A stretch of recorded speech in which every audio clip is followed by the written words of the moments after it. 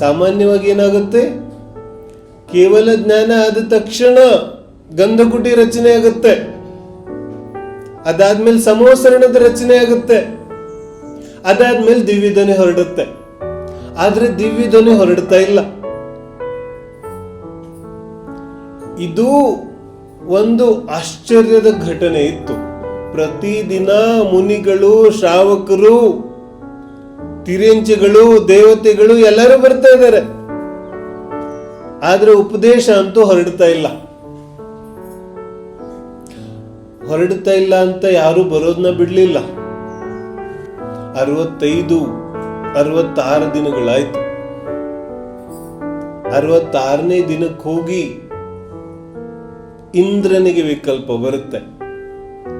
ಈಗ 5 ನಿಮಿಷದ ಹಿಂದೆ ಯಾರು ಭಾರತದ ಅತಿ ದೊಡ್ಡ ಗುರು ಆಗಿ ಕೂತಿದ್ದ ವ್ಯಕ್ತಿ, ಅದೇ ವ್ಯಕ್ತಿ 5 ನಿಮಿಷದ ನಂತರ ಶಿಷ್ಯನಾಗಿ ಗುರುಗಳನ್ನ ಸ್ವೀಕಾರ ಮಾಡ್ತಾನೆ. ಇದು ಜಿನ ಧರ್ಮದ ಗುರು ಶಿಷ್ಯನ ಅತಿ ದೊಡ್ಡ ಉದಾಹರಣೆ ಇದೆ. ಆತ್ಮೈವ ಆತ್ಮನಃ ಗುರು. ಗುರುಗಳೇನ್ ಮಾಡ್ತಾರೆ, ನನ್ನಲ್ಲೇ ಯಾವ ಜ್ಞಾನ ಶಕ್ತಿ ಇದೆ ಅದನ್ನ ಜಾಗೃತಗೊಳಿಸ್ತಾರೆ. ಗುರುಗಳು ನಮಗೆ ಒಂದು ರೀತಿಯಾಗಿ ಕನ್ನಡಿ ಆಗ್ಬಿಡ್ತಾರೆ. ವೀರಶಾಸನ ಜಯಂತಿ ಉಪದೇಶದ ಪ್ರಾರಂಭದ ಪರ್ವ ಇದೆ, ಒಂದು ದಿನದ ಪರ್ವ ಅಲ್ಲ. ಜಿನಾಗಮದ ಒಂದು ವಿಶಿಷ್ಟ ಪರ್ವ ಆದಂತಹ ವೀರಶಾಸನ ಜಯಂತಿ ಇದೆ. ವೀರಶಾಸನ ಜಯಂತಿ ಬಗ್ಗೆ ಎಷ್ಟು ಜನರಿಗೆ ಗೊತ್ತಿದೆ ಇಲ್ಲಿ? ಕಿತ್ನೆ ಲೋಗೋ ಕೋ ಪತಾ ಹೈ? ಅರೆ ಸ್ವಲ್ಪ ಕೈ ಮೇಲ್ ಮಾಡಿ, ಉಳಿದವ್ರಿಗೆ ಯಾರಿಗೂ ಗೊತ್ತಿಲ್ಲ. ಟೀಕ್. ಎಲ್ಲರೂ ಕೈ ಎತ್ತಿದ್ರೆ ಕತೆ ಹೇಳ್ತಿರ್ಲಿಲ್ಲ ನಾನು. ಚಲೋ, ಸಂಕ್ಷಿಪ್ತವಾಗಿ ಕಥೆ ಕೂಡ ನೋಡೋಣ. ವೀರ ಶಾಸನ ಜಯಂತಿಯ ವಿಶೇಷತೆ ಏನಿದೆ? ಜೈನ ಧರ್ಮದ ಪ್ರಮುಖ ಪರ್ವಗಳಲ್ಲಿ ವೀರಶಾಸನ ಜಯಂತಿನೂ ಒಂದು ಪ್ರಮುಖ ಪರ್ವ ಇದೆ. ಸ್ವಲ್ಪ ವರ್ಷಗಳ ಹಿಂದೆ ತನಕ ಜನರಿಗೆ ಈ ಪರ್ವ ಕೂಡ ಮರ್ತೋಗ್ಬಿಟ್ಟಿತ್ತು. ಈಗೀಗ ಪುನಃ ನಾವು ಇದನ್ನ ಆಚರಣೆ ಮಾಡ್ತಿದ್ದೇವೆ. ಪಹಲೆ ತೋ ಲೋಗ್ ಭೂಲ್ ಚುಕೆ थे. ಏನಾಗಿತ್ತು, ಜೀವನದಲ್ಲಿ ಗುರು ನಮ್ಮ ಜೀವನದಲ್ಲಿ ನಾವು ಗುರುವನ್ನ ಸ್ವೀಕಾರ ಮಾಡೋದು ಜೀವನದ ಎಲ್ಲಕ್ಕಿಂತ ಮಹತ್ವಪೂರ್ಣವಾದ ಘಟ್ಟ ಇದೆ. जीवन की सबसे प्रमुख घटना कौन सी होती है कि ಗುರು ಸ್ವೀಕಾರ ಮಾಡುವಂಥದ್ದು. ಯಾಕಂದ್ರೆ ಮುಂದೆ ಇನ್ನೇನು ಜೀವನ ನಡೆಯೋದಿದೆ, ಎಷ್ಟು ವರ್ಷ ಬಾಕಿ ಇದೆ, ಅದೆಲ್ಲ ಗುರು ಹೇಳಿದಂತೆ ನಡೆಯೋದಿದೆ. ठीक है ना? तो जीवन में गुरु स्वीकार करना ये जीवन का सबसे बड़ा निर्णय है. ಇದಕ್ಕಿಂತ ದೊಡ್ಡ ನಿರ್ಣಯ ಯಾವುದೂ ಇಲ್ಲ. समझ में आ रही बात? ಗುರು ಮನೆ ಜೀವನದ ದಿಕ್ಕು. ಗುರು ಅಂದ್ರೆ ಜೀವನದ ದಾರಿ. ಗುರು ಅಂದ್ರೆ ನಮ್ಮ ಆಚಾರ ವಿಚಾರಗಳ ಮುಂದಿನ ಮಾರ್ಗ, ಅದು ಗುರು. ಹಾಗಾಗಿ ಯಾರನ್ನ ಗುರು ಅಂತ ಸ್ವೀಕಾರ ಮಾಡೋದು ಇದು ऐसा समझो जीवन मरण का प्रश्न है. मरने वाले हो तो क्या करते हैं बोलो? ಸಾಯೋ ಕಾಲ ಬಂದ್ರೆ ಏನ್ ಮಾಡ್ತೀವಿ? ಇನ್ನೇನು ಸಾಯೋದಿದೆ ಅಂತ ಬಿಟ್ಬಿಡ್ತೀವೋ ಇಲ್ಲ ಎಲ್ಲ ಉಪಾಯ ಮಾಡ್ತೀವೋ? ಮಾಡ್ತೀವಿ ತಾನೆ.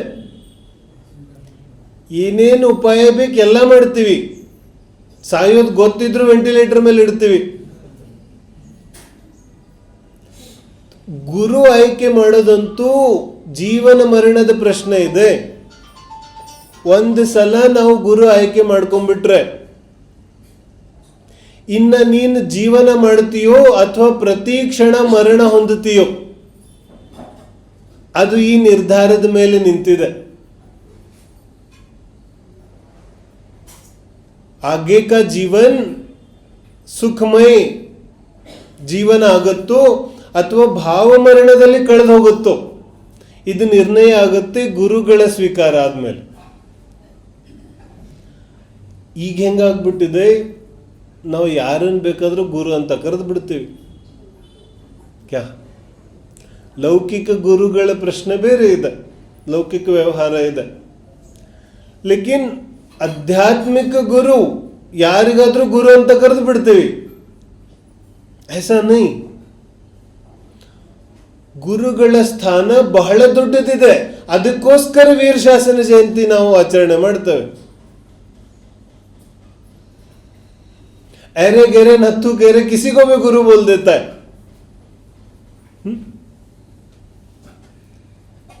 ಗುರುಗಳ ಸ್ಥಾನ ಸಾಕ್ಷಾತ್ ಪಂಚಪರಮೇಷ್ಠಿಗಳಲ್ಲಿದೆ. ಎಷ್ಟು ಎಚ್ಚರಿಕೆ ಇರಬೇಕು ನಮಗೆ. ಆದ್ರೆ ಯಾವತ್ತಾದ್ರೂ ಇಷ್ಟು ಎಚ್ಚರಿಕೆ ವಹಿಸಿದ್ದೇವೆ ನಾವು?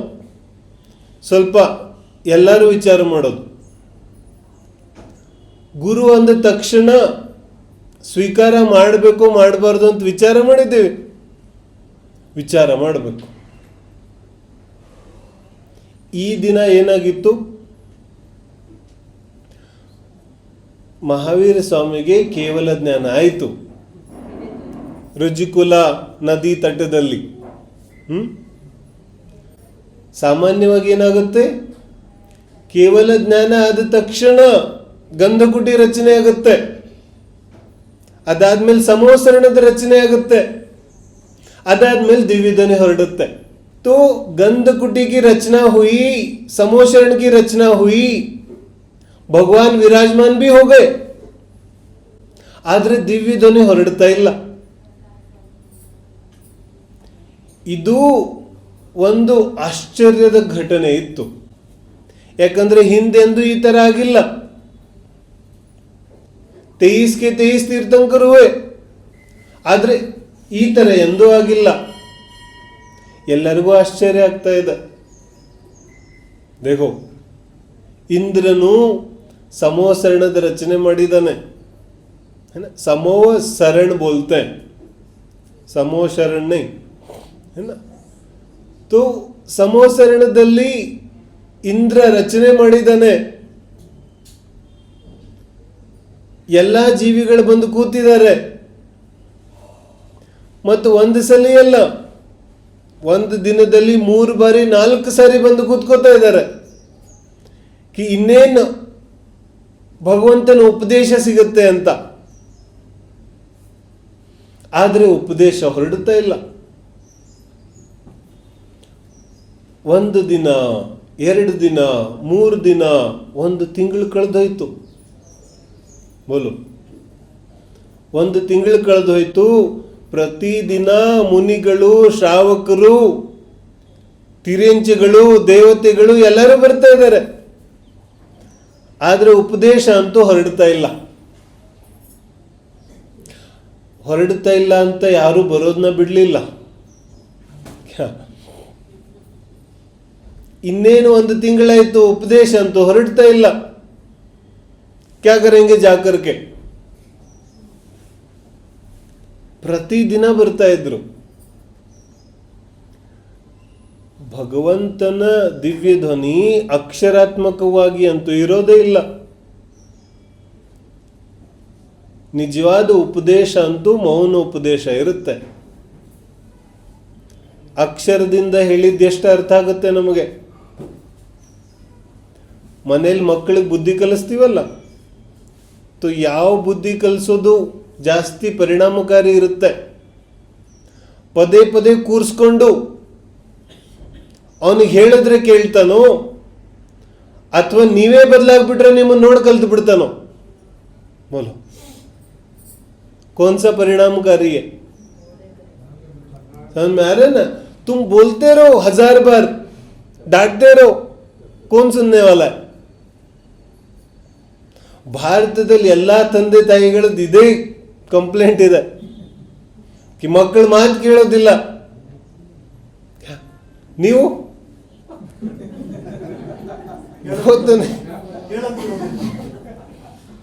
ಹೇಳೋದು ಬಿಡೋದಿಲ್ಲ. तो सुधर जाओ ना, तो बच्चे अपने आप सुधर जाएंगे. तो ಸಮೋಸರಣದಲ್ಲಂತೂ ಸಾಕ್ಷಾತ್ ಭಗವಂತನ ಆ ದಿವ್ಯ ಪರಮೋದಾರಿಕ ಶರೀರ ಇದೆ. ಆ ಪರಮೋದಾರಿಕ ಬಿಂಬನೆ ಸಾಕಿದೆ ಉಪದೇಶಕ್ಕೆ. ಆ ಶಾಂತ ಮುದ್ರೆ, ಅದರಿಂದನೇ ಉಪದೇಶ ಸಿಗುತ್ತೆ, ವಹಿ ಉಪದೇಶ. ಹಾಗಾಗಿ ಪ್ರತಿದಿನ ಶ್ರಾವಕ ಶ್ರಾವಕಿಯರು, ಮುನಿ ಯಾರಿಕೆಗಳು, ತಿರ್ಯಂಚ ಜೀವಿಗಳು, ದೇವತೆಗಳು ಎಲ್ಲರೂ ಬರ್ತಾ ಇದ್ದಾರೆ. 2 ತಿಂಗಳು ಕಳೆದೋಯ್ತು. 2 ತಿಂಗಳು ಕಳೆದೋದ್ರೂ ಉಪದೇಶ ಬರ್ತಾ ಇಲ್ಲ. ಆದ್ರೆ ಯಾರು ಸಂಯಮ ಕಳ್ಕೊತಾ ಇಲ್ಲ. ಇದೇನು ಉಪದೇಶನೇ ಬರ್ತಾ ಇಲ್ಲ, ನಮ್ ಕೆಲಸ ಮಾಡೋಣ. ನೈ, ಪ್ರತಿದಿನ ಬರ್ತಾ ಇದ್ದಾರೆ. ತೋ 65-66 ದಿನಗಳಾಯ್ತು. 66ನೇ ದಿನಕ್ಕೆ ಹೋಗಿ ಇಂದ್ರನಿಗೆ ವಿಕಲ್ಪ ಬರುತ್ತೆ. ಧವಳ ಗ್ರಂಥದಲ್ಲಿ ವೀರಸೇನಾಚಾರ್ಯರು ಈ ತರ ಪ್ರಶ್ನೆ ಕೇಳ್ತಾರೆ, 66ನೇ ದಿನ ಮಾಡೋ ಕೆಲಸ ಮೊದಲನೇ ದಿನ ಯಾಕೆ ಮಾಡಲಿಲ್ಲ ಇಂದ್ರ? ತವಿ ಕರ್ ಸಕ್ತಾ ಇದ್ದ. बोले ಆ ರೀತಿಯಾದ ವಿಚಾರನೆ ಬರಲಿಲ್ಲ ಅವನಿಗೆ. ಯಾಕೆ ಬರಲಿಲ್ಲ? बोले ಇದೇ ರೀತಿ ಆಗುವ ಸಂಪೂರ್ಣ ನಿಶ್ಚಯ ಆಗೋಗಿತ್ತು. ಅಲ್ಲಿ ತನಕ ಅವನಿಗೆ ವಿಕಲ್ಪನೆ ಬರಲಿಲ್ಲ. ಅವಧಿ ಜ್ಞಾನ ಇದೆ, ಭೂತ ಭವಿಷ್ಯದ ವರ್ತಮಾನದ ಜ್ಞಾನ ಆಗುತ್ತೆ.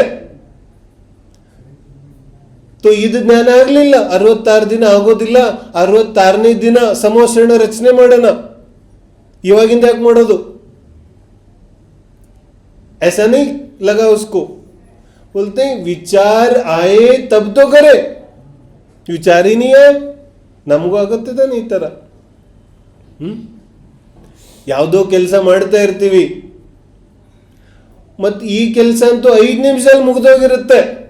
ಇವನು 1 ಅವರಿಂದ ಹತ್ತಿರ್ತಾನೆ ಮಾಡಕ್ಕೆ. 1 ಅವರ್ ಆದ್ಮೇಲೆ ಗೊತ್ತಾಗುತ್ತೆ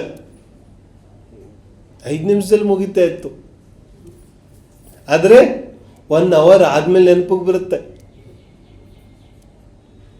ऐसे ಇಂದ್ರನಿಗೂ ಅವಧಿ ಜ್ಞಾನದ ಪ್ರಯೋಗ ಮಾಡೋ ವಿಚಾರನೆ ಬರಲಿಲ್ಲ.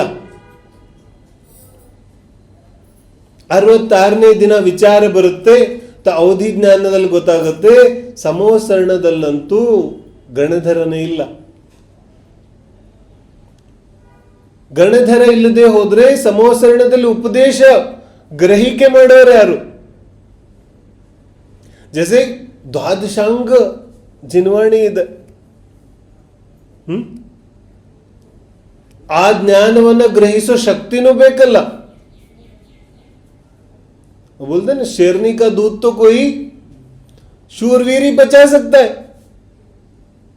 ಆ ತರ ಭಗವಂತನ ಆ ದಿವ್ಯ ಧ್ವನಿಯನ್ನ ಸಂಪೂರ್ಣವಾಗಿ ಗ್ರಹಿಕೆ ಮಾಡುವ ಶಕ್ತಿ ಕೊಡಬೇಕಲ್ಲ. ಇಂದ್ರನಿಗೆ ಗೊತ್ತಾಗುತ್ತೆ ಅಲ್ಲೊಬ್ಬ ಮಿಥ್ಯಾದೃಷ್ಟಿ ಇದ್ದಾನೆ. ಸಮ್ಯಕ್ ದೃಷ್ಟಿನ ಹುಡುಕ್ಲಿಲ್ಲ, ಅಲ್ಲೊಬ್ಬ ಮಿಥ್ಯಾದೃಷ್ಟಿ ಇದ್ದಾನೆ. 500 ಜನ ಶಿಷ್ಯರನ್ನ ಇಟ್ಕೊಂಡು ಮಿಥ್ಯಾ ಮತ ಹೇಳ್ತಾ ಇದ್ದಾನೆ. ಅವನು ಬಂದು ಗಣಧರ ಆಗೋನಿದ್ದಾನೆ. ಬೋಲು ಈಗ 500 ಶಿಷ್ಯರಿಗೆ ಮಿಥ್ಯಾ ಮತ ಹೇಳ್ತಾ ಇದ್ದಾನೆ. ಇನ್ನೇನು ಗಣಧರ ಆಗ್ಬೇಕಾಗಿದೆ. ಇಂದ್ರ ಹೆಂಗ ತರೋದು ಇವನ್ನ? ಇಂದ್ರ ವೃದ್ಧ ಬ್ರಾಹ್ಮಣನ ವೇಷ ಹಾಕೊಂಡು ಹೋಗುತ್ತಾನೆ, ಮತ್ತೆ ಪ್ರಶ್ನೆ ಕೇಳ್ತಾನೆ. ಇದು ಶ್ಲೋಕ ಇದೆ, ತ್ರೈಕಾಲ್ಯಂ ದ್ರವ್ಯ ಷಟಕಂ ನವಪದ ಸಹಿತಂ.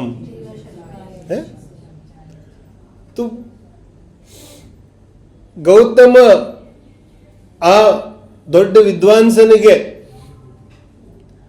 ಶಬ್ದದ ಅರ್ಥ ಏನೋ ಗೊತ್ತಾಯಿತು, ಸಂಸ್ಕೃತದ ಮಹಾಪಂಡಿತ. ಆದರೆ ಈ ನವ ಪದಾರ್ಥಗಳ್ಯಾವುದು, ಅಸ್ಥಿಕಾಯಿಗಳ್ಯಾವುದು, ಸಪ್ತತತ್ವಗಳ್ಯಾವುದು, ಇದ್ಯಾವುದು ಗೊತ್ತಿಲ್ಲ. ಗೊತ್ತಿಲ್ಲ ಅಂತ ಹೇಳಿದ್ರೆ ಅವಮಾನ ಅಂತೂ ಆಗತ್ತೆ. ಅವಮಾನ ಹಂಗಿರ್ಲಿ, ಅವನ್ ಎಷ್ಟೇ ಅಹಂಕಾರ ಇದ್ರೂ ವಿದ್ವಾಂಸ ಇದ್ದಾನೆ. ನನಗೆ ಗೊತ್ತಿಲ್ದಿರೋ ವಿಚಾರ ಯಾವುದಿದೆ, ನನಗೆ ಗೊತ್ತಿಲ್ದಿರೋ ವಿಚಾರ ಯಾರು ಹೇಳ್ತಾ ಇದ್ದಾರೆ, ನಡಿ ನೋಡೋಣ.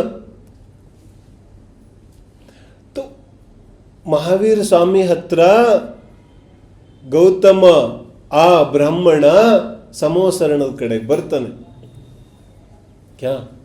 ಮಹಾವೀರ ಸ್ವಾಮಿ ಹೋಗ್ಲಿಲ್ಲ, ಗೌತಮ ಸಮೋಸರಣಕ್ಕೂ ಬರ್ತಾನೆ. समझ में आ रहे ना? ಶಿಷ್ಯ ಗುರು ಕೆ ಪಾಸ್ ಜಾತ ಹೈ.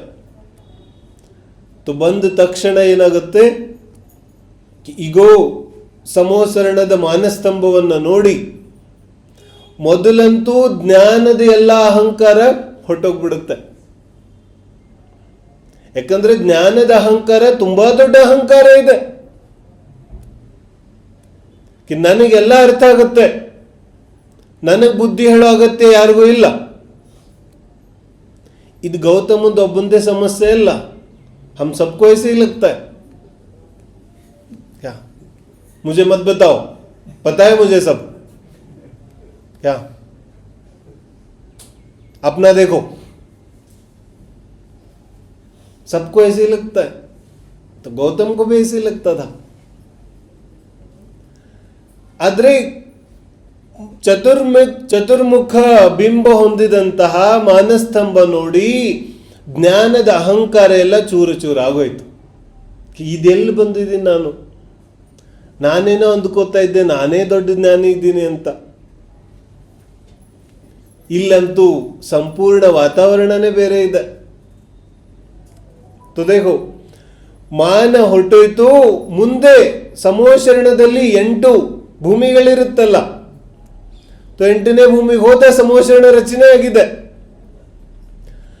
ಅದೇ ಜೀವ ನೇರವಾಗಿ ಹೋಗಿ ಸಮೋಸರಣದಲ್ಲಿ ಅರ್ಹಂತರಿಗೆ ದೀಕ್ಷೆ ತಗೊಳ್ಳಿಕ್ಕೆ ಕೋರಿಕೆ ಮಾಡುತ್ತೆ. ಯಾಕೆ ಜೀವ ಸಾಮರ್ಥ್ಯ ಇತ್ತು ಆ ಜೀವದಲ್ಲಿ? ಆ ಜೀವ ಹಿಂದೆ ಮುಂದೆ ವಿಚಾರ ಮಾಡಲಿಲ್ಲ. ವಿಷಯ ಅರ್ಥ ಆಗುತ್ತಾ ಇದ್ದಂತೆಯೇ ಎಲ್ಲ ಅಜ್ಞಾನ ದೂರ ಆಯಿತು. ಸ್ವಲ್ಪ ವಿಚಾರ ಮಾಡೋಣ, ಸಮಾಜದವರೆಲ್ಲ ಕೇಳೋಣ, ಶಿಷ್ಯರಿಗೆ ಹೇಳೋಣ. ऐसा नहीं. ಜ್ಞಾನ ಆಯಿತು, ಅಜ್ಞಾನ ದೂರ ಆಗೋಯ್ತು. ಅಜ್ಞಾನಕ್ಕೆ ಯಾವುದೇ ದಯೆ ತೋರಿಸಲಿಲ್ಲ. ಶಿಷ್ಯರಿಗೆ ಬರೋದಾದ್ರೆ ಹಿಂದೆ ಬರ್ತಾರೆ, ಇಲ್ಲಾಂದ್ರೆ ಹೊರಟೋಗ್ತಾರೆ. ಜ್ಞಾನ ಆಗಿದೆ ಅಂದಮೇಲೆ ಈಗ ಗುರು ಸ್ವೀಕಾರ. ಈಗ 5 ನಿಮಿಷದ ಹಿಂದೆ ಯಾರು ಭಾರತದ ಅತಿ ದೊಡ್ಡ ಗುರು ಆಗಿ ಕೂತಿದ್ದ ವ್ಯಕ್ತಿ, ಅದೇ ವ್ಯಕ್ತಿ 5 ನಿಮಿಷದ ನಂತರ ಶಿಷ್ಯನಾಗಿ ಗುರುಗಳನ್ನ ಸ್ವೀಕಾರ ಮಾಡ್ತಾನೆ ಜೀವನದಲ್ಲಿ. ಗುರು ಸ್ವೀಕಾರ ಮಾಡಿದ ತಕ್ಷಣ ನೇರವಾಗಿ ಗಮನ ಎಲ್ಲಿಗೆ ಹೋಗುತ್ತೆ? ಗಣಧರರ ಜಾಗಕ್ಕೆ ಹೋಗುತ್ತೆ. 2 ತಿಂಗಳಿಂದ ಜನ ಬರ್ತಾ ಇದ್ದಾರೆ, ಆದ್ರೆ ದಿವ್ಯಧ್ವನಿ ಹೊರಡ್ತಾ ಇಲ್ಲ. ಗಣಧರರ ಜಾಗಕ್ಕೆ ಹೋಗೋ ಧೈರ್ಯ ಯಾರಿಗೂ ಇಲ್ಲ.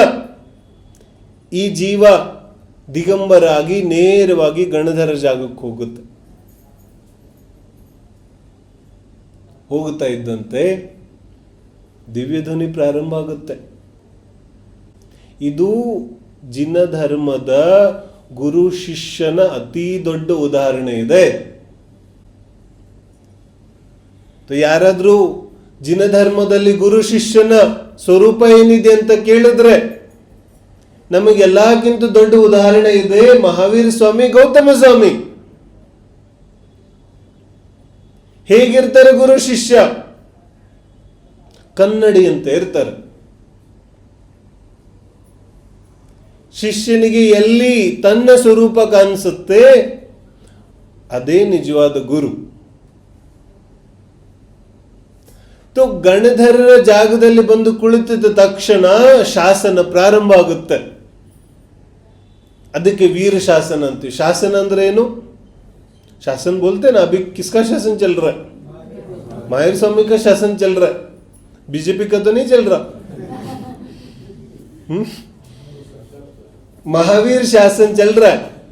माने क्या कि निन्न ಎಲ್ಲಾ ಮನ ವಚನ ಕಾಯಗಳ ಪ್ರವೃತ್ತಿ ಮಹಾವೀರ ತೀರ್ಥಂಕರರ ಉಪದೇಶದ ಪ್ರಕಾರ ನಡಿಬೇಕು. उसको बोलते शासन. सारी मन वचन काय की प्रवृत्ति तीर्थंकर के उपदेश से चले. ಯಾಕಂದ್ರೆ ಹಿಂದೆ ಪಾರ್ಶ್ವನಾಥ ತೀರ್ಥಂಕರ್ ಆಗಿದ್ರು 200-250 ವರ್ಷದ ಹಿಂದೆ. तो पंचयाम ಉಪದೇಶವನ್ನು ಕೊಡ್ತಾರೆ.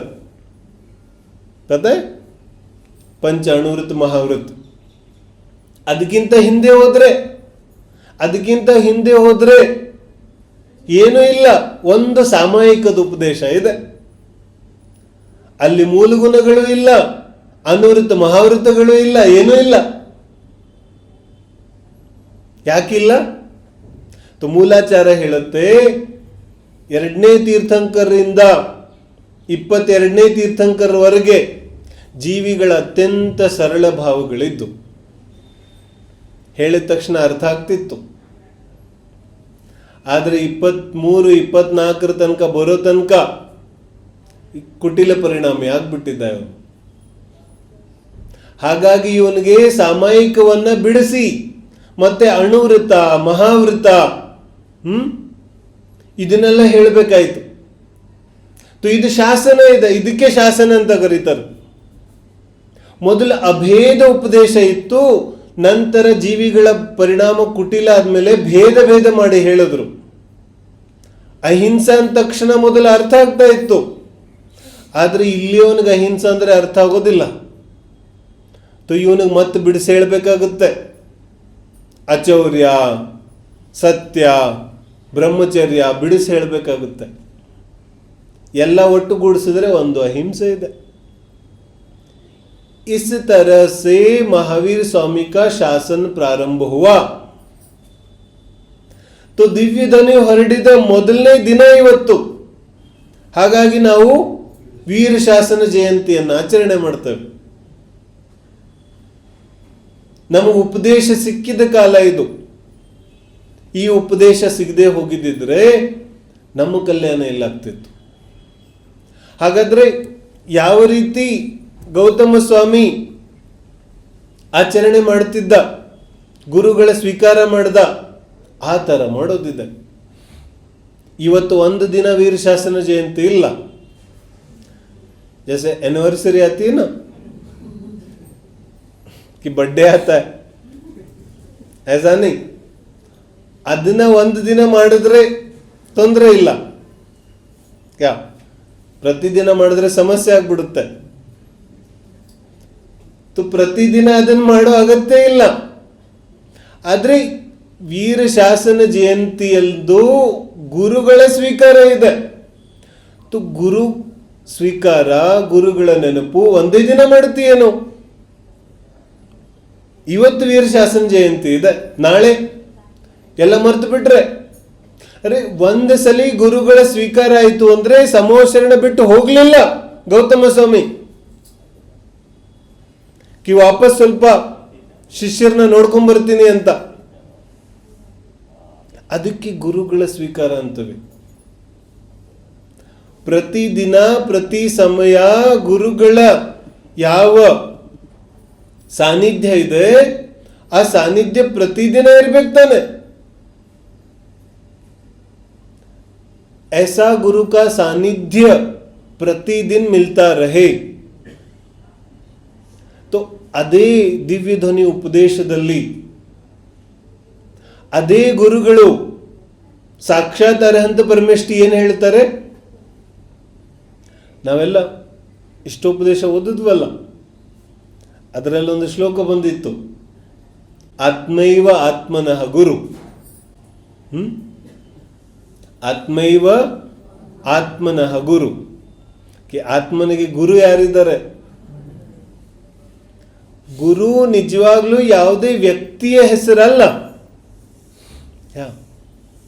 ಗುರು ಮನೆ कोई व्यक्ति नहीं होता. ಗುರು ಗುರು ಶಬ್ದದ ಅರ್ಥ ಏನು? ಭಾರ. ಭಾರ ಅಂದ್ರೆ ಏನು? ಯಾವ ಸಂಗತಿಯಿಂದ, ಯಾವ ಸಾನ್ನಿಧ್ಯದಿಂದ ಇವನಿಗೆ ತನ್ನ ಸ್ವರೂಪ ಕನ್ಸುತ್ತೆ, ತನ್ನ ಜೀವನ ಕನ್ಸುತ್ತೆ, ಅದು ನಿಜವಾಗ್ಲೂ ಗುರುವಿನ ಸ್ವಭಾವ ಇದೆ. ಅದಕ್ಕೆ ಜಿನವಾನಿ ಏನ್ ಹೇಳುತ್ತೆ? ಆತ್ಮೈವ ಆತ್ಮನಃ ಗುರು. ನೀನೇ ನಿನ್ನ ಗುರು ಇದೆಯಾ?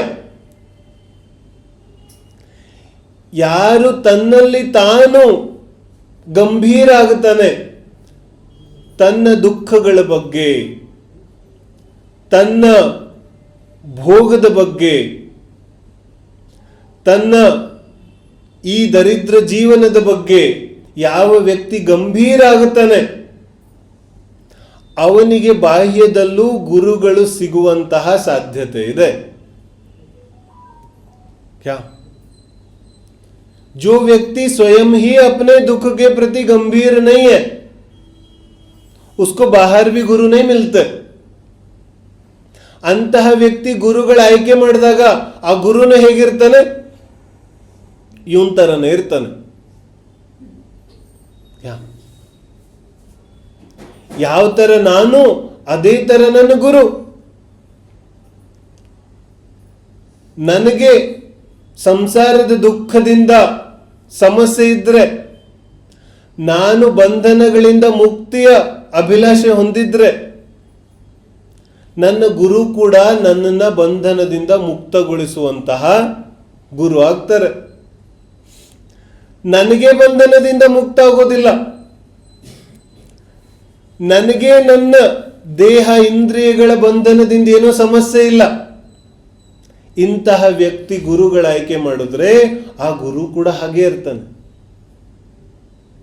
ಆ ಗುರು ಕೂಡ ಇವನ ಬಂಧನ ಇನ್ನೂ ಜಾಸ್ತಿ ಮಾಡ್ತಾನೆ.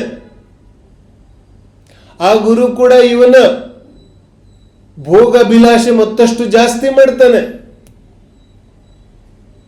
ಅದಕ್ಕೆ ಇವನೇನ್ ಮಾಡ್ತಾನೆ? ಹೊರಗಡೆ ಯಾವುದಾದ್ರೂ ಒಬ್ಬ ವ್ಯಕ್ತಿಯನ್ನ ಗುರು ಮಾಡಿ ಕೂರಿಸ್ತಾನೆ. ಸುನ್ನ क्या कहते हैं? इसलिए हम लोग क्या करते हैं? बाहर किसी को गुरु बना के बिठा दो और इतना ऊपर बैठा दो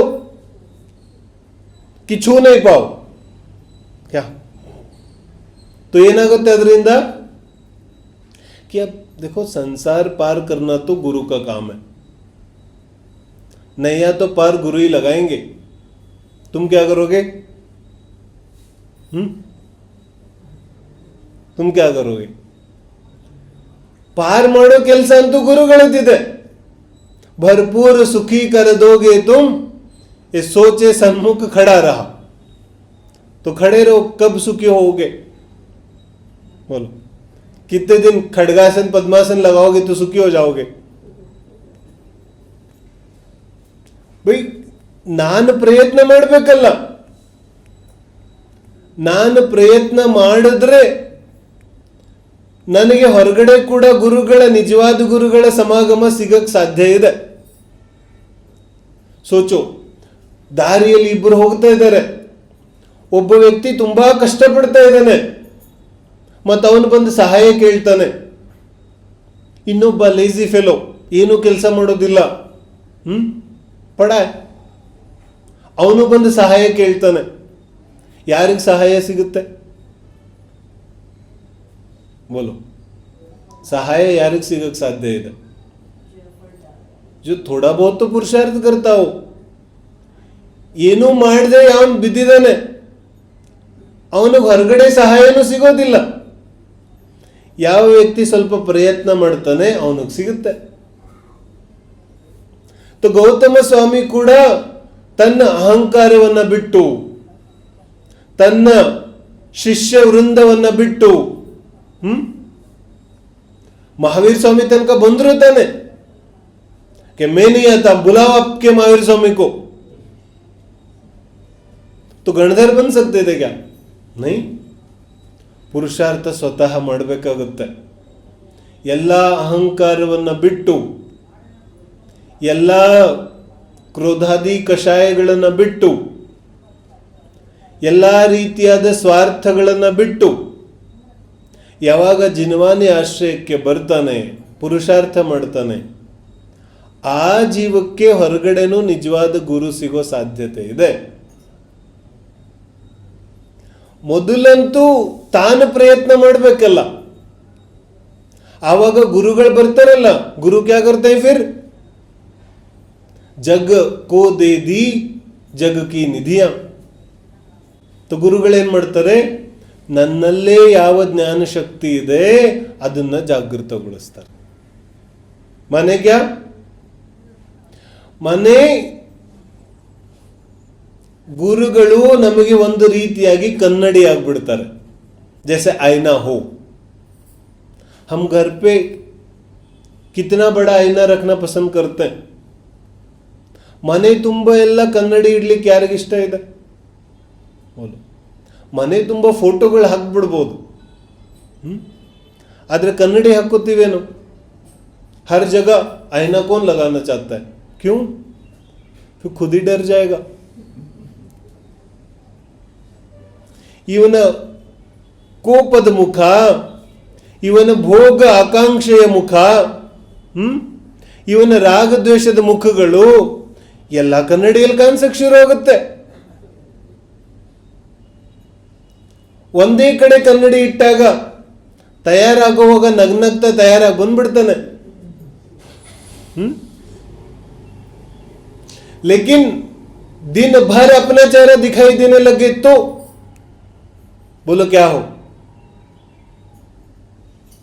तो ಗುರು ಅಂದ್ರೆ ಈ ತರ ಕನ್ನಡಿ ಇದೆ.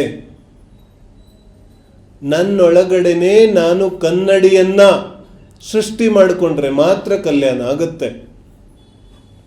ನನಗೆ ಪ್ರತಿ ಸಮಯ ನನ್ನ ಶುಭಾಶುಭ ಭಾವಗಳು ಕಾಣಿಸ್ತಾ ಇದ್ರೆ,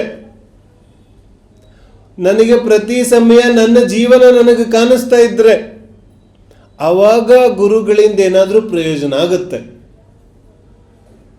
ಆವಾಗ ಜಿನ್ವಾನಿನೂ ಅರ್ಥ ಆಗುತ್ತೆ. ಮತ್ತೇನು ಆಗಲಿಲ್ಲ ಅಂದ್ರೆ ತನಗೆ ತಾನೇ ಮೋಸ ಮಾಡ್ಕೊಂಡ್ಬಿಡ್ತಾನೆ.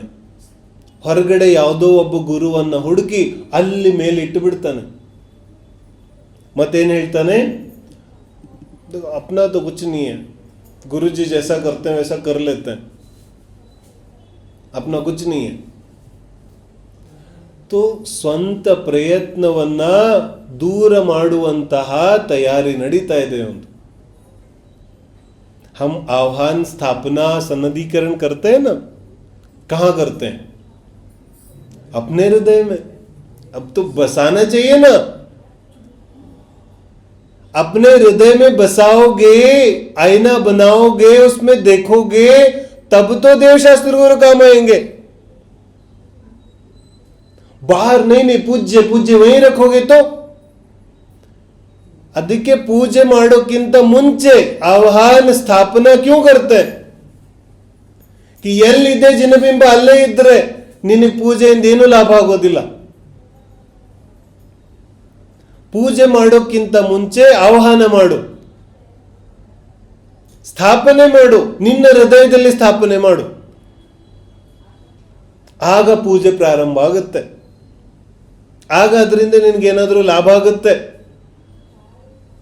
ऐसे ही हाँ स्वाहा स्वाहा कर दिया तो क्या पूजा हुआ? ಅದೇ ತರ ಗುರು ಜಿನವಾಣಿ ಇದರಿಂದ ನಿಜವಾಗ್ಲೂ ಪ್ರಯೋಜನ ಸಿದ್ಧ ಮಾಡ್ಕೋಬೇಕಾಗಿದ್ರೆ ಅದನ್ನು ದೂರ ಇಡೋದಿಲ್ಲ, ಹೃದಯದಲ್ಲಿ ಸ್ಥಾಪನೆ ಮಾಡ್ಕೋಬೇಕಾಗುತ್ತೆ. ಮಿತ್ರ ತರ. जैसे मित्र भी तो क्या, मित्र कैसे बनाते हैं हम? ಬೇರೆಯವರಿಂದ ಉಪದೇಶ ಕೇಳ್ತೀವಲ್ಲ, ನೀನು ನನಗೆ ಒಳ್ಳೆ ಸಜೆಷನ್ ಕೊಡ್ತಾ ಇರು. तो ಒಳ್ಳೆ ಸಜೆಷನ್ ಯಾರು ಕೊಡ್ತಾರೆ ನಮಗೆ?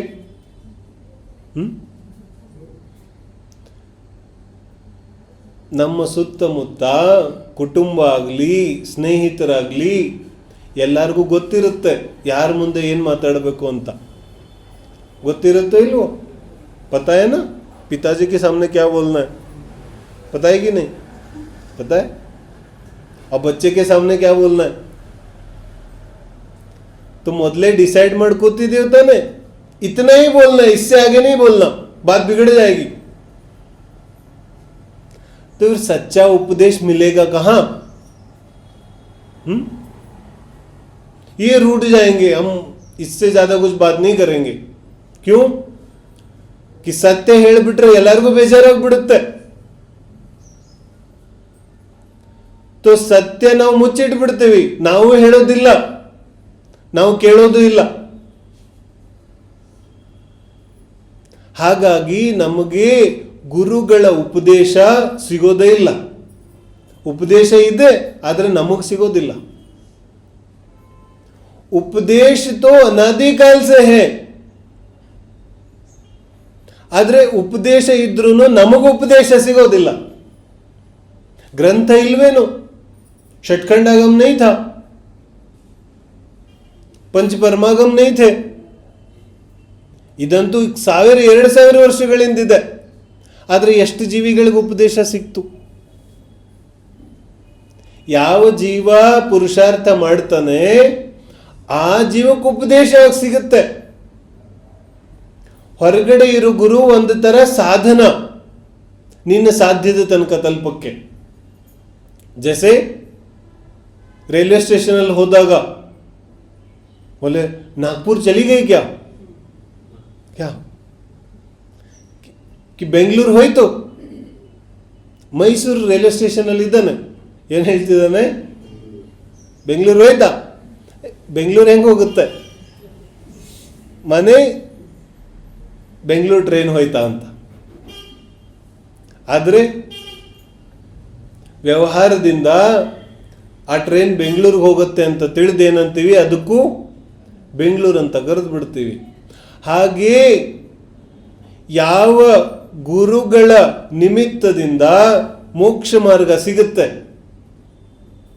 ಅಂತಹ ಗುರುಗಳಿಗೂ ಕೂಡ ಮೋಕ್ಷ ಮಾರ್ಗ ಅಂತ ಕರೀತೇವೆ. ಉನ್ಕೋ ಮೋಕ್ಷ ಮಾರ್ಗ ಕಹಾ ಗಯಾ, ಸಾಕ್ಷಾತ್ ಮೋಕ್ಷ ಮಾರ್ಗ. तो क्यों कहा?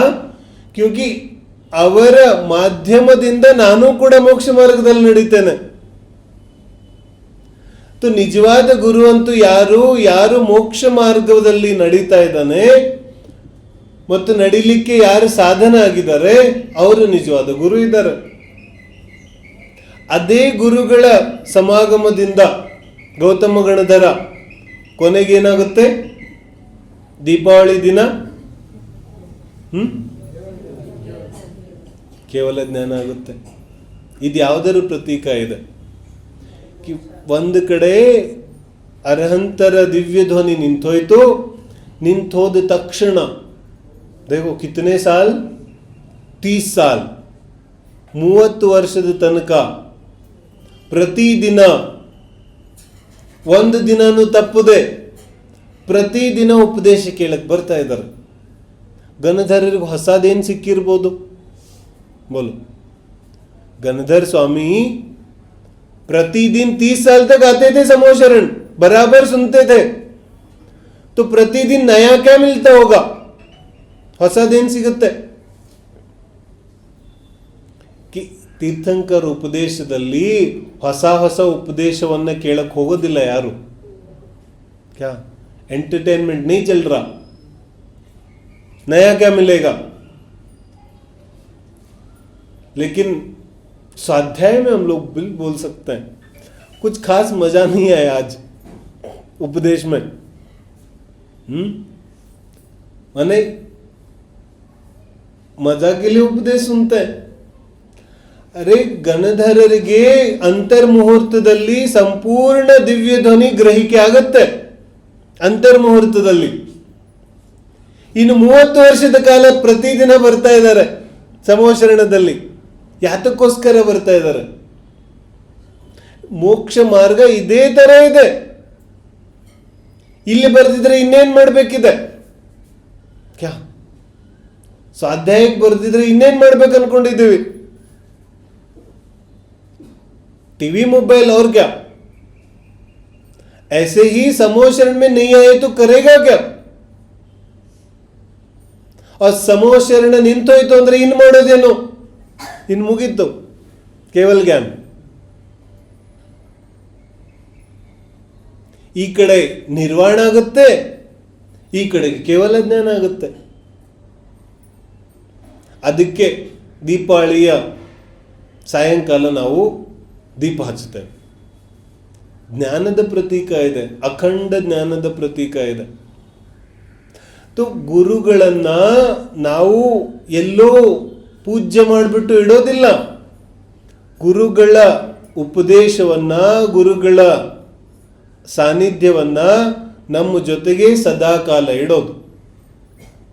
ಹಾಗಿಟ್ರೆ ಯಾರಿಗೆ ಈ ಸಂಸಾರದಿಂದ ಪಾರಾಗೋ आसे ಹುಟ್ಟುತ್ತೆ, जैसे होता है ना, क्रोध मान माया लोभ ಎಲ್ಲ ತುಂಬಿದೆ, जिसको मैं जंगल कहता हूं. तो अंदर जंगल तो है ना. तो ಇದು ಯಾರಿಗೆ ಸಮಸ್ಯೆ ಉಂಟು ಮಾಡುತ್ತೆ? ಇದು ಸರಿ ಇಲ್ಲ. ಇದೇನು ಕಾಡು, ಮನಸ್ಸಿನೊಳಗಡೆ ಕಾಡಿದೆ, ಇದು ನನಗೆ ಇಷ್ಟ ಇಲ್ಲ ಅಂತ ಯಾರಿಗನ್ಸುತ್ತೆ, ಅವನಿಗೆ उपदेश सिगलोದು प्रारंभ ಆಗ್ಬಿಡುತ್ತೆ. उसको उपदेश मिलना शुरू हो जाता है. और जो एडजस्ट कर लेता है ना कि सब ठीक चल रहा है, ಎಲ್ಲ ಚೆನ್ನಾಗಿ ನಡೀತಾ ಇದೆ, ಏನೋ ಸಮಸ್ಯೆ ಇಲ್ಲ, ಅವನಿಗೆ उपदेश ಸಿಗೋದಿಲ್ಲ. उसको उपदेश की प्राप्ति नहीं होती है. तो वीर शासन जयंती ಉಪದೇಶದ ಪ್ರಾರಂಭದ ಪರ್ವ ಇದೆ. ಒಂದು ದಿನದ ಪರ್ವ ಅಲ್ಲ, ಒಂದು ಸಮಯದ ಪರ್ವ ಅಲ್ಲ.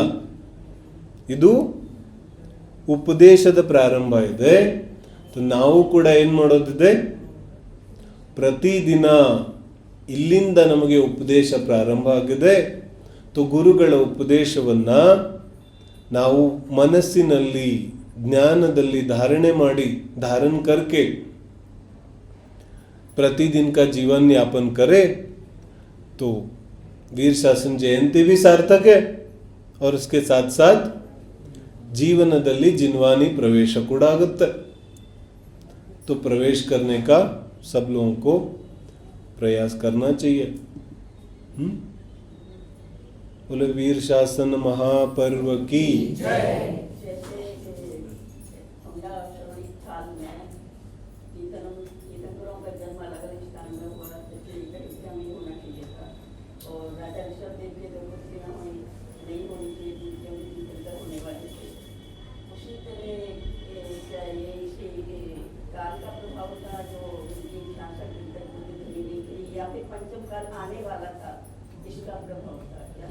हाँ हाँ, बाहर में तो अनेक कारण है ना. मैंने बोला ना, षटखंड आगम में प्रश्न उठाया, यही तो प्रश्न उठाया कि बाहर में तो काल का तो प्रभाव है ही. ये हुंडाव सर्पनी काल है. 3 केवलियों को तो पंचम काल में मोक्ष हुआ. जम्बू स्वामी, सुधर्म स्वामी, इनको तो पंचम काल से मोक्ष हुआ. तो काल का दोष तो था ही, लेकिन आचार्य कहते हैं काल का दोष तो बाहर बाहर है. वास्तविक बात बताओ. तो काल का दोष होता तो पंचम काल में मोक्ष कैसे होता? तो कहते हैं उस समय की वही योग्यता थी.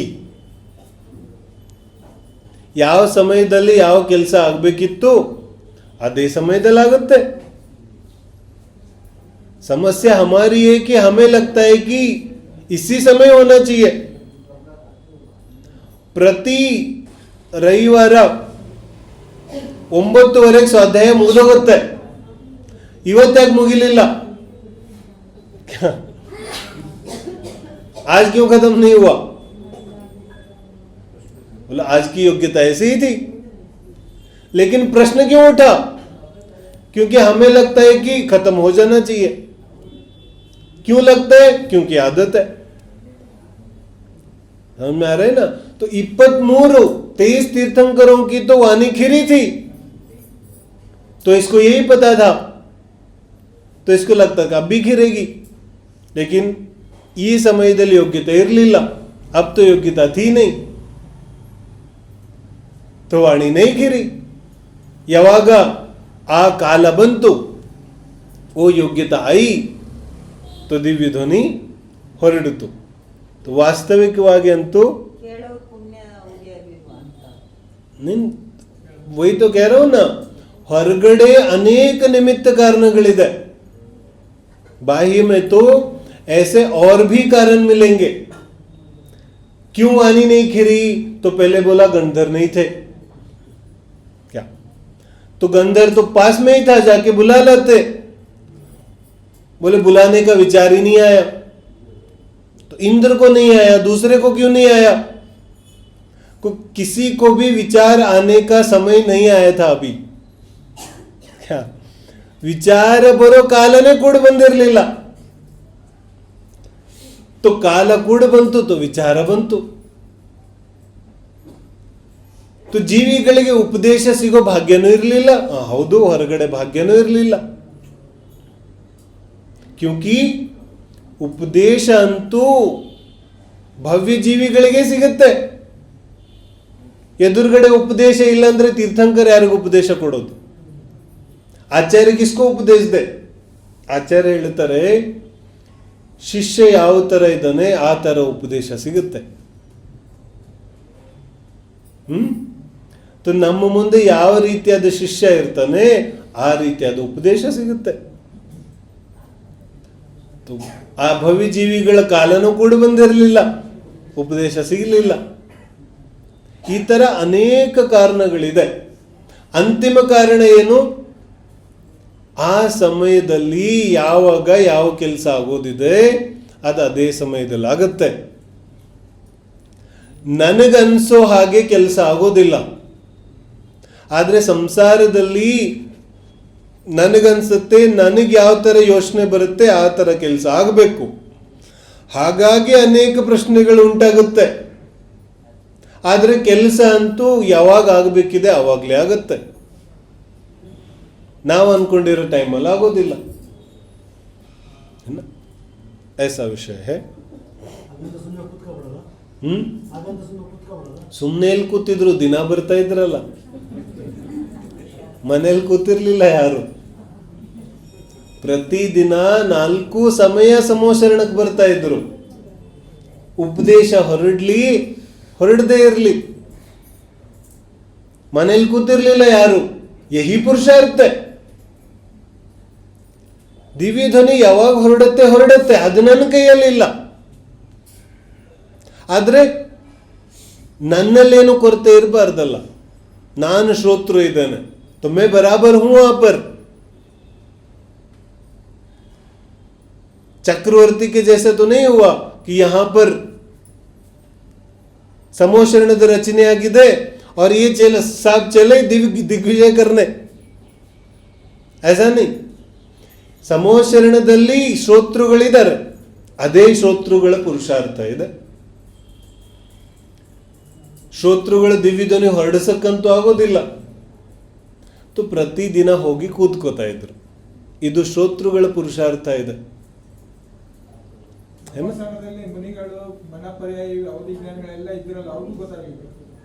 वही तो, इसलिए तो ಇದೆಲ್ಲ ಕಾರಣಗಳಿದೆ ಅದರಲ್ಲಿ.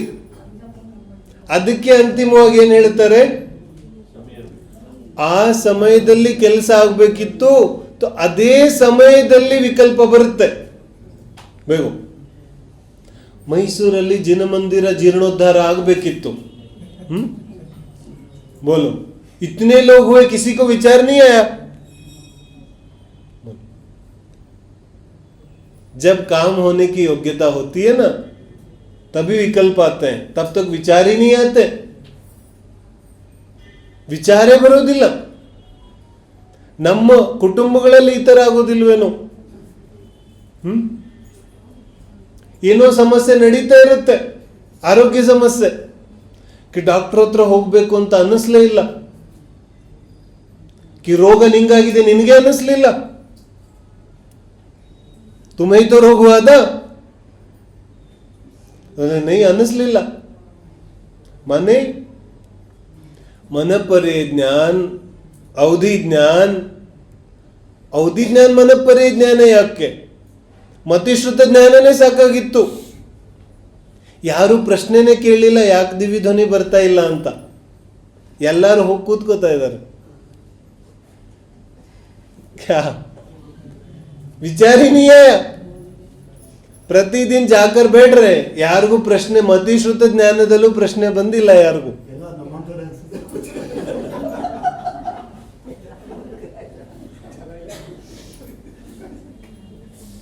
ಅರೆ ಶ್ರೋತೃಗಳ ಎದುರುಗಡೆ ಸಾಕ್ಷಾತ್ ಅರ್ಹಂತ ಪರಮೇಷ್ಠಿಯ ಸಾನ್ನಿಧ್ಯ ಇದೆ. ಏಕೆ ಕಮ್ ಥಾ? जिसको हम बोलते हैं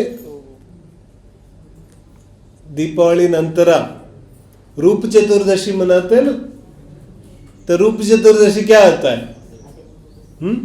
रूप चतुर्दशी ಅಂದ್ರೆ ದಿವ್ಯ ಧ್ವನಿ ಏನೋ ನಿಂತೋಯ್ತು, ಆದ್ರೆ ಕನಿಷ್ಠ ಪಕ್ಷ ತೀರ್ಥಂಕರರ ರೂಪದ ದರ್ಶನ ಆಯ್ತು.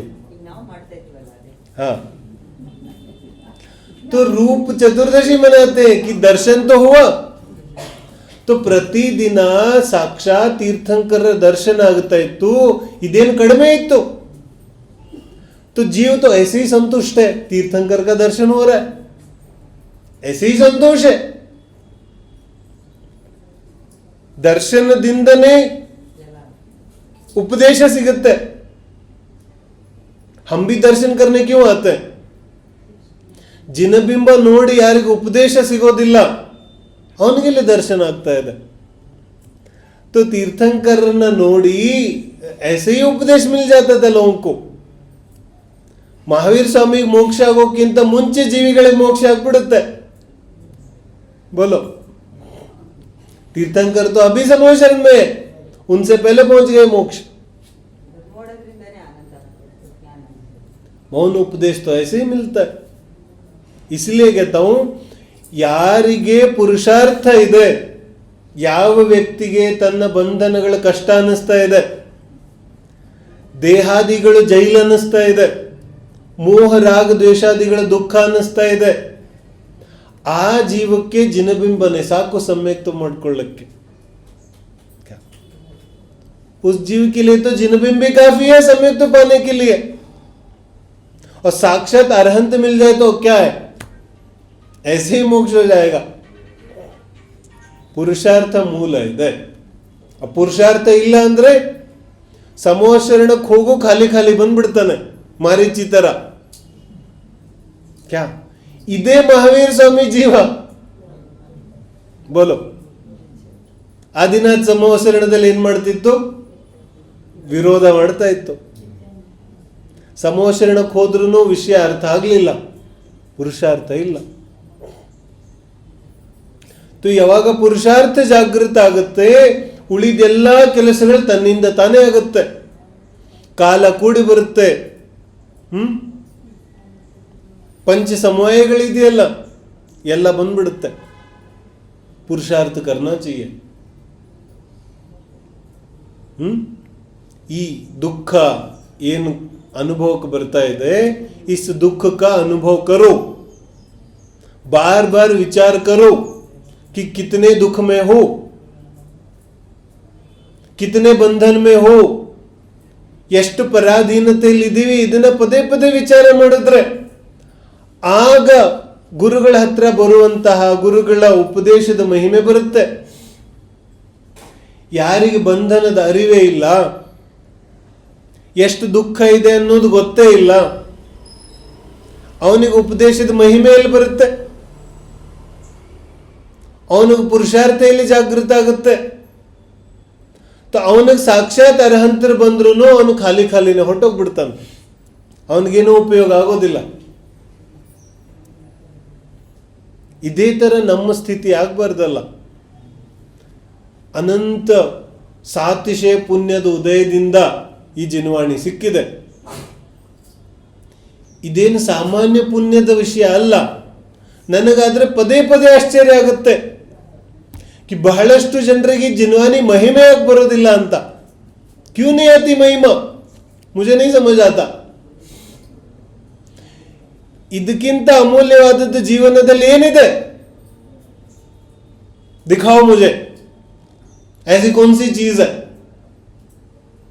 ಚಕ್ರವರ್ತಿ ಏನು ಹೇಳ್ತಾನೆ, ನನ್ನ 6 ಖಂಡದ ಸಂಪತ್ತಿನೂ ಮನುಷ್ಯ ಭವದ ಒಂದು ಸಮಯಕ್ಕೆ ಸಾಟಿ ಇಲ್ಲ. ಆದ್ರೆ ನಮಗೆ ಜಿನವಾನಿ ಮಹಿಮೆನೇ ಬರೋದಿಲ್ಲ. ಯಾಕೆ ಬರ್ತಾ ಇಲ್ಲ? ಯಾಕಂದ್ರೆ ದುಃಖ ಮರೆಯೋ ಅಭ್ಯಾಸ ಇದೆ ಇವನಿಗೆ. ನಾ ಹೇಳಿದ್ನಲ್ಲ, शॉक अब्जॉर्बर, घर में सब है सुख सुविधा, तो दुख पता ही नहीं चले. दुख पता ही नहीं चलेगा तो जिनवानी की महिमा भी नहीं आएगी साहब. कैसे आएगी? अपने दुख ही नहीं पता. ನಮ್ಮ ದುಃಖಗಳೇ ನಮಗೆ ಗೊತ್ತಿಲ್ಲ. ಕ್ಷಣ ಕ್ಷಣಕ್ಕೂ ಮನಸ್ಸಲ್ಲಿ ಆತಂಕ ಇದೆ, ಆಕುलता है, लेकिन देखना ही नहीं है कि मन में कितनी आकुलता, एंजाइटी चल रहा है. आदरे देखना ही नहीं है, ನೋಡೋದೇ ಇಲ್ಲ. ನೋಡ್ಲಿಲ್ಲ ಅಂದ್ರೆ ಪರಮೇಷ್ಠಿಗಳ ಮಹಿಮೆ, ಜಿನವಾನಿ ಮಹಿಮೆ ಬರೋದಿಲ್ಲ, ಉಪದೇಶದ ಮಹಿಮೆ ಬರೋದಿಲ್ಲ. ಯಾರಿಗೆ ಜಿನವಾನಿ ಮಹಿಮೆ ಬರಬೇಕಿದೆ ಅವರು ಬಂಧನಗಳನ್ನ ಗಂಭೀರವಾಗಿ ಸ್ವೀಕರಿಸಬೇಕು. ಏನೇನು ಬಂಧನದಲ್ಲಿ ನಾವು ಇದೀವಲ್ಲ, ಸಿಕ್ಕಾಕೊಂಡಿದೀವೋ ಇಲ್ವೋ? कि सबको लग रहा है कि हम तो मजे में बंधन में है ना, तो जो भी बंधन है थोड़ा सामने लेके आओ. उन बंधनों के बारे में विचार करो. ಆ ಬಂಧನಗಳ ಬಗ್ಗೆ, ಆ ಆಸೆಗಳ ಬಗ್ಗೆ ವಿಚಾರ ಮಾಡಿದ್ರೆ ಗೊತ್ತಾಗುತ್ತೆ. ಆದಿಪುರಾಣದ ಪ್ರಾರಂಭದಲ್ಲೇ ಪಂಪ ಮಹಾಬಲ ರಾಜನ ಕಥೆ ಹೇಳ್ತಾನಲ್ಲ, ಏನಾಗುತ್ತೆ ಕಥೆಯಲ್ಲಿ? ಇವನ್ ಚಕ್ರವರ್ತಿ, ಎಲ್ಲ ಸಿಕ್ಕರೂ ಸಂತೋಷ ಆಗೋದಿಲ್ಲ. ತೋ ಮುನಿಗಳನ್ನ ನೋಡಿ ದೀಕ್ಷೆ ತಗೋತಾನೆ, ಕೇಶಲೋಚ ಮಾಡ್ಕೋತಾನೆ. ಕೇಶಲೋಚ ಮಾಡ್ಕೊಂಡ್ಮೇಲೆ ಒಂದು ನದಿಗೆ ಹಾಕಬೇಕು, ಇಲ್ಲಾಂದ್ರೆ ಹುತ್ತದೊಳಗೆ ಹಾಕಬೇಕು. ತೋ ಹುತ್ತದೊಳಗೆ ಹಾಕಕ್ಕೆ ಹೋದಾಗ ಏನಾಗುತ್ತೆ? ಹಾವು ಕಚ್ಚಿಬಿಡುತ್ತೆ. ವಿಷ ಇನ್ನೇ ದೇಹದಲ್ಲಿ ಏರ್ತಾ ಇರುತ್ತೆ. ಮತ್ ಮೇಲ್ ನೋಡ್ತಾನೆ, ಇಂಪಾದ ಧ್ವನಿ ಕೇಳ್ತಾ ಇದೆ, ದೇವ ವಿಮಾನ ಹೋಗ್ತಾ ಇದೆ ಮೇಲೆ. ಅಲ್ಲಿ ರಾಜಾರಾಣಿ ಡ್ಯಾನ್ಸ್ ಮಾಡ್ತಾ ಇದ್ದಾರೆ. ಇಲ್ಲಿ ಇವನು ಮೇಲ್ ನೋಡ್ತಾ ವಿಚಾರ ಮಾಡ್ತಾ ಇದ್ದಾನೆ, ಆ ವಿಮಾನದಲ್ಲಿ ಇದ್ದಿದ್ರೆ ನಾನು.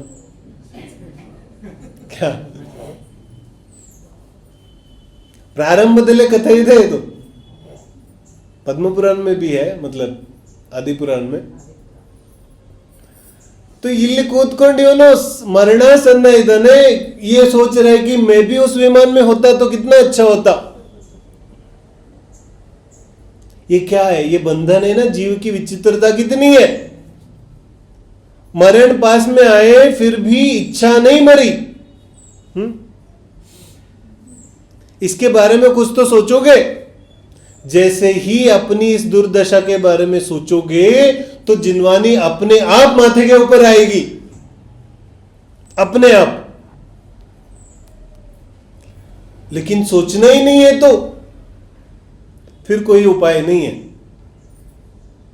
ವಿಚಾರಣೆ ಮಾಡೋದಿಲ್ಲ ಅಂದ್ರೆ ಯಾವ ಉಪಾಯನೂ ಜಿನ್ವಾನಿ ಹತ್ರ ಇಲ್ಲ, ತೀರ್ಥಂಕರ ಹತ್ರ ಉಪಾಯ ಇಲ್ಲ. ಯಾರೇನ್ ಮಾಡಕ್ಕಾಗುತ್ತೆ? ಮಾರೀಚಿಗೇನು ಬುದ್ಧಿ ಕಲ್ಸಕ್ ಹೋದ್ರು ತೀರ್ಥಂಕರರು? ऐसा कोई उपाय नहीं है, क्योंकि ಆಯ್ಕೆ ಮಾಡೋ ಶಕ್ತಿಯಂತೂ ಅನಂತ ಕಾಲದವರೆಗೂ ನಿನ್ನ ಕೈಯಲ್ಲೇ ಇರುತ್ತೆ. चुनना तो तुम्हें ही पड़ेगा, ये शक्ति तो तुम्हारी अपनी है, दूसरा कोई नहीं चुन सकता. ಆಯ್ಕೆ ಮಾಡೋ ಅಧಿಕಾರ ಅಂತೂ ನಿನಗೆ ಮಾತ್ರ ಇದೆ. ಗುರುಗಳು ಉಪದೇಶ ಕೊಡ್ಬೋದು, ಗುರುಗಳ ಉಪದೇಶ ಹೃದಯದಲ್ಲಿ ಸ್ವೀಕಾರ ಮಾಡಿ ಅದನ್ನ ಕನ್ನಡಿ ಮಾಡಿಕೊಂಡ್ರೆ ಕಲ್ಯಾಣ ಆಗುತ್ತೆ. ನೈಕಿಯಾತೋ ಗುರುಗಳನ್ನು ಕೂಡ ಸ್ವಾರ್ಥಕ್ಕೋಸ್ಕರ ಬಳಸ್ಕೊಂಡ್ಬಿಡ್ತಾನೆ. कैसे कैसे ಥೋड़ा ವಿಚಾರ ಕರು. ಗುರುಗಳನ್ನ ಭಗವಂತನನ್ನ ತುಂಬಾ ದೂರ ಇಟ್ಟುಬಿಟ್ರೆ ಏನಾಗುತ್ತೆ? क्या होता है? इसको लगता है भगवान वहां पर है और ಗುರು ಅಲ್ಲಿದ್ದಾರೆ, ನನ್ಗೇನ್ ಬೇಕು ನಾನೆಲ್ಲ ಮಾಡ್ಬೋದು. ಕ್ಯೂ? ಅವ್ರ ಗುರುಗಳ ಜೊತೆಗೆ ಇದ್ರೆ क्या? गुरु साथ में ही हो तो क्या करोगे? समझ में आ रहा है ना? इसलिए क्या करता है ये? दूर ದೂರ ಇಡೋದು ಇವನ ಕುತಂತ್ರ ಇದೆ. क्या? गुरु को दूर रखो. अरे आप तो बहुत महान हो, आप मुझे भी बोलते हैं, मैं तो डांट के भगा देता हूं. यहाँ ಪ್ರಶಂಸೆ करने मत आ जाना कि ನಿಮಗೆಲ್ಲ ಅರ್ಥ ಆಗುತ್ತೆ, ನಮಗೆ ಅರ್ಥ ಆಗೋದಿಲ್ಲ. क्यों? ज्ञान नहीं है. ಜ್ಞಾನ ಇದೆ ತಾನೆ, ಯಾಕೆ ಅರ್ಥ ಆಗೋದಿಲ್ಲ? ಕನ್ನಡಿ ಮುಂದೆ ನಿಂತ್ಕೊಂಡ್ರೆ ಮುಖ ಕಾಣಿಸುತ್ತೆ ತಾನೆ, तो जिन्वानी याक अर्थ आಗೋದಿಲ್ಲ? क्या? अपनी तो स्टोरी है, कोई दूसरों की स्टोरी थोड़ी है, अपनी तो स्टोरी है. तो ನನ್ನ ಜೀವನನೇ ಹೇಳ್ತಾ ಇದ್ದಾರೆ, ಅದ್ಯಾಕೆ ಅರ್ಥ ಆಗೋದಿಲ್ಲ? ಇದು ಕುತಂತ್ರ ಇದೆ. ಒಂದು ಅರ್ಥ ಆಗೋದಿಲ್ಲ ಅಂತ ಹೇಳಿದ್ರೆ ಬಚಾವ್ ಆಗ್ಬಿಡ್ಬೋದು. क्या? बोल दो कि कुछ समझ नहीं आ रहा, दूसरे को और अपने आप को भी बोल दो कि ನಾನಂತೂ ದಡ್ಡ ಇದ್ದೀನಿ, ನಂಗೇನು ಅರ್ಥ ಆಗೋದಿಲ್ಲ. बोल दो अपने आप को ही कि मुझे कुछ समझ नहीं आता. ये ಕುತಂತ್ರ ಇದೆ. ಈ ಒಂದು ಅರ್ಥ ಆಗದೆ ಇರುವಂತದ್ದು ಏನೂ ಇಲ್ಲ. ಎಲ್ಲ ನನ್ನದೇ ಜೀವನದ ಬಗ್ಗೆ ಆಚಾರ್ಯರು ಹೇಳ್ತಾ ಇದ್ದಾರೆ. ಅರ್ಥ ಆಗದೆ ಇರುವಂತದ್ದು ಏನಿದೆ? ಇದು ಹೇಳೋದು ಯಾಕೆ? ನಾನು ಬಚಾವ್ ಆಗ್ಬೇಕು, ನನ್ನ ಸ್ವಾರ್ಥ ಪೂರ್ತಿ ಆಗಬೇಕು, ನನ್ನ ಆಸೆಗಳು ಪೂರ್ತಿ ಆಗಬೇಕು, ಇಂದ್ರಿಯ ಭೋಗ ಆಗಬೇಕು. तो क्या करो? बोल दो कि समझ नहीं आता. सम्यक ಜ್ಞಾನ ಇದೆಯಲ್ಲ, ಸಮ್ಯಕ್ ಜ್ಞಾನ ಸಮ್ಯಕ್ ದೃಷ್ಟಿಗೆ ಕನ್ನಡಿ ಅಂತ ಇರುತ್ತೆ. ಅದಕ್ಕೆ ಗುರು ಅಂತ ಕರೀತಾರೆ. ಸಮ್ಯಕ್ ಜ್ಞಾನನೇ ಗುರು ಇದೆ, ಅದು ಕನ್ನಡಿ ತರ ಇರುತ್ತೆ. ಅದು ಯಾವಾಗಲೂ ಅವನ ಸ್ವರೂಪ ತೋರಿಸ್ತಾ ಇರುತ್ತೆ. तो ಮಿಥ್ಯಾ ಮಾರ್ಗದಲ್ಲಿ ಅವನು ಹೋಗಕ್ಕೆ ಆಗೋದಿಲ್ಲ, ಕ್ಯೂಂಕಿ ಒಳಗಡೆನೆ ಕನ್ನಡಿ ಇದೆ. कैसे जाओगे? ಅದಕ್ಕೆ ಜ್ಞಾನದಿಂದ ಓಡ್ ಹೋಗ್ಬಿಡ್ತೀವಿ ನಾವು. ನೈ ಭಾಯ್, ಜಿನ ಧರ್ಮದ ಮಾರ್ಗ ಅಂತೂ ಜ್ಞಾನ ಮಾರ್ಗನೇ ಇದೆ. ಉಪದೇಶ ಕೇಳಿ ದೇಶನ ಇಂದನೇ ಸಮ್ಯಕ್ತು ಆಗುತ್ತೆ. ದೇಶನ ನೈ ತೋ ಸಮ್ಯಕ್ತು ಭೀ ನೈ. तो ದೇಶನ ಉಪದೇಶ ಕೇಳಿ ಅದನ್ನ ಧಾರಣೆ ಮಾಡ್ಕೊಳ್ಳೋ ಪ್ರಯತ್ನನೇ ಅತಿ ದೊಡ್ಡ ಪುರುಷಾರ್ಥ ಇದೆ. ಒಂದು ಸಲ ಧಾರಣೆ ಆಯಿತು ಅಂದ್ರೆ ಅದೇ ನಿನ್ನನ್ನು ಸರಿಯಾದ ಮಾರ್ಗದಲ್ಲಿ ನಡೆಸುತ್ತೆ.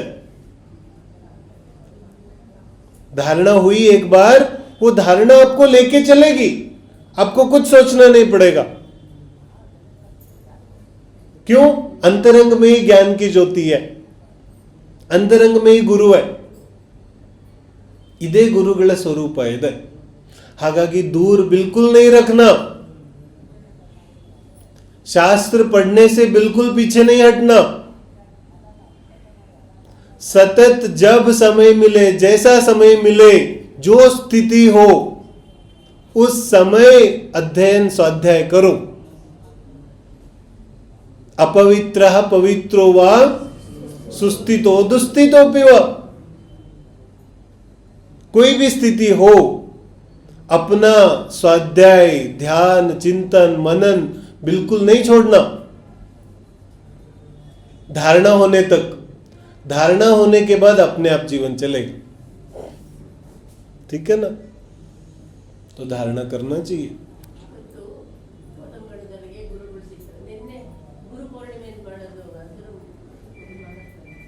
वो वही है, ಹಿಂದೂ ಪರಂಪರೆ की अलग कहानी है। ಬುದ್ಧ ಪರಂಪರಾದಲ್ಲಿ ಯಾವುದದು ಒಂದು ಊರಿದೆ, ಅಲ್ಲಿ ಬುದ್ಧನ ಮೊದಲನೇ ಉಪದೇಶ ಹೊರಡಿತ್ತು, ಹಾಗಾಗಿ ಗುರು ಪೂರ್ಣಿಮೆ ಮಣಿಸ್ತಾರೆ. ವ್ಯಾಸ ಋಷಿ ಕಾರಣದಿಂದ ಹಿಂದೂ ಧರ್ಮದಲ್ಲಿ ಗುರು ಪೂರ್ಣಿಮೆ ಇದೆ. ಜಿನ ಧರ್ಮದಲ್ಲಂತೂ ಗುರುಗಳ ಸ್ವೀಕಾರ. ಗೌತಮ ಗಣಧರ್ ಮಹಾವೀರ ಸ್ವಾಮಿಯನ್ನ ಗುರುವಾಗಿ ಸ್ವೀಕಾರ ಮಾಡು. ಇವತ್ತೇ ವೀರ ಶಾಸನ್ ವಹಿಯ ಏನ ಗುರುಗಳ ಸ್ವೀಕಾರ ಆಗಿತ್ತು.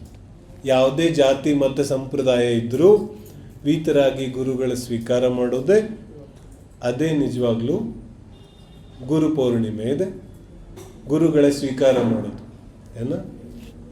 तो विचार करके गुरु का स्वीकार करो।